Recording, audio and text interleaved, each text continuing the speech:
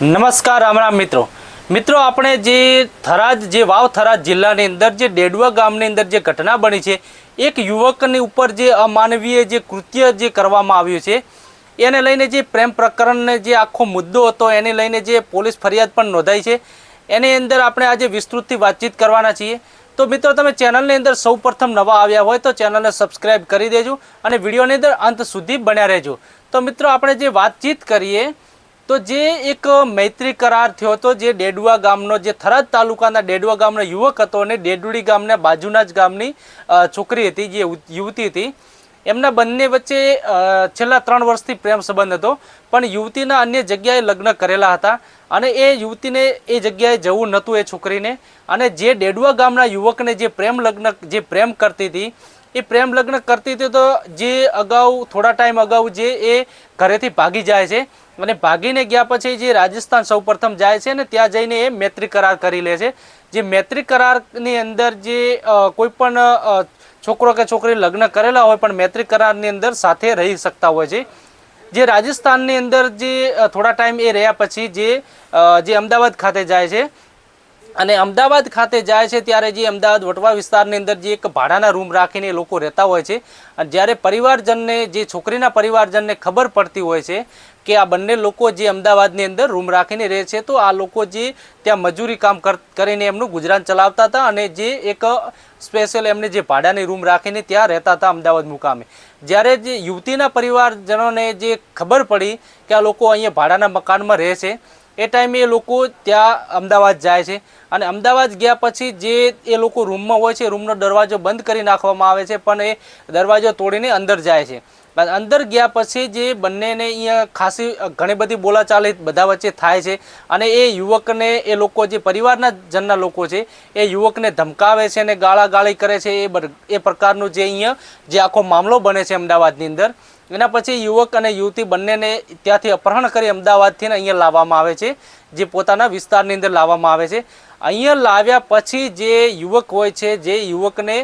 એના ઉપર એક આમ કહી શકાય કે અમાનવીય જે એક અત્યાચાર ગુજારવામાં આવે છે અને એને ખૂબ ઢોર મારવામાં આવે છે અને માર્યા પછી જે યુવકને જે છોકરીના પરિવારના લોકો હોય છે એ મારીને એક અલગ જગ્યાએ મૂકી દેતા હોય છે। જ્યારે આ યુવકને અન્ય જ્યારે લોકો જુએ છે ત્યારે બધાને ખબર પડે છે કે આ પ્રકારની આની અંદર જે ઘટના બની છે, જે યુવકને મારવામાં આવ્યો છે, જે પોલીસ ફરિયાદ નોંધી છે અને જે પોલીસ ફરિયાદ જે યુવકે નોંધાઈ છે એની અંદર જે લખાણ લખાવ્યું છે એની અંદર જે એમને જે ઘણી બધી રીતે એમને ઇન્જેક્શન પણ આપવામાં આવ્યા છે અને જે કેફી જે કહી શકાય કે જે કેફી દ્રવ્યો પણ એમને જે નશાની ગોળીઓ પણ આપવામાં આવી છે અને જે ઘણા બધા કહી શકાય કે અમાનવીય જે પીવાલાયક પાણી ન હતું એ પણ પાણી એને પીવડાવવામાં આવે છે અને જે લેડીઝના કપડાં પહેરાવીને ડાન્સ પણ કરાવવામાં આવે છે અને ઘણી બધી રીતે એ યુવક ઉપર જે એક કૃત્ય ગુજારવામાં આવ્યું છે। એના પછી જે આ પોલીસ ફરિયાદ નોંધાય છે અને જે પોલીસ ફરિયાદ નોંધાય છે પોલીસ ફરિયાદની અંદર જે 12 જણા વિરુદ્ધ જે નામજોગ ફરિયાદ દાખલ કરવામાં આવે છે અને 12 જણને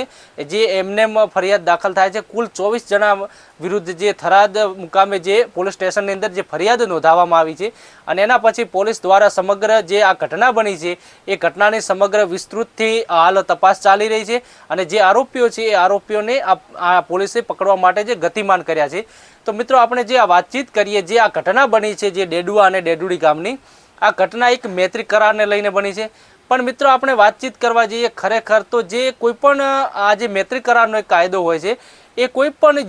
યુવતી હોય છે, ઘણીવાર આપણે ઘણા બધા કિસ્સા જોઈએ છે કે અમુકને તો છોકરા પણ હોય છે તો છોકરાઓને પણ મૂકીને એ લોકો બીજા જોડે મૈત્રી કરાર કરી લેતા હોય છે, પણ સમાજની અંદર આ વસ્તુ આ મુદ્દો ક્યારે સમાજની અંદર સ્વીકાર્ય હોતો નથી અને યુવતીના પરિવારજનનો લોકો પણ આમને ક્યારે સ્વીકારતા નથી। જ્યારે આ પ્રકારની ઘટનાઓ બને છે, જ્યારે પ્રેમ લગ્ન હોય કે જે મૈત્રી કરાર હોય, આ પ્રકારની જે ઘટનાઓ બનતી હોય છે આ ઘટનાઓ બનતી હોય છે અને સમાજ ક્યારે સ્વીકારતો નથી, પરિવારજનો પણ ક્યારે સ્વીકારતા નથી। પણ જે કાયદા પ્રમાણે જે કાયદાની વિરુદ્ધમાં કોઈએ કાયદાનું ઉલ્લંઘન ન કરવું જોઈએ કે કાયદાના વિરુદ્ધમાં પણ ન જવું જોઈએ, પણ કોઈ પણ યુવક કે યુવતી હોય આ પ્રકારના જે મૈત્રી કરાર કરે છે એ લોકોએ એમના પરિવારનું પણ વિચારવું જોઈએ કેમ કે સમાજની અંદર આ પ્રકારની જે ઘટનાઓ બને છે આને સમાજ ક્યારેય સ્વીકારતી નથી અને આને લીધે ઘણા બધા કિસ્સાઓ બનતા હોય છે. આપણે દરરોજ જોઈએ છીએ કે જે પ્રેમ લગ્ન અને મૈત્રી કરારની અંદર જે આ પ્રકારની ઘટનાઓ બને છે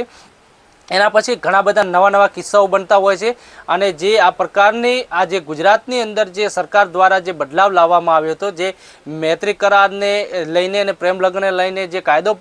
જે એમને જે વિધાનસભાની અંદર રજૂ કર્યો હતો, મૈત્રી કરારની અંદર પણ જે લગ્ન નોંધણી ફરજિયાત કરી છે, જેવી રીતે લગ્ન નોંધણી જેવી રીતે મૈત્રી કરારમાં રહેતા હશે એમને પણ નોંધણી કરાવવાનો હમણાં જે કાયદો પસાર કરવાનો જે વિધાનસભાની અંદર જે રજૂ થયું હતું, તો જે આ પ્રકારનો જે પણ ઘટનાઓ બની રહી છે ગુજરાતની અંદર, જે આપણે આ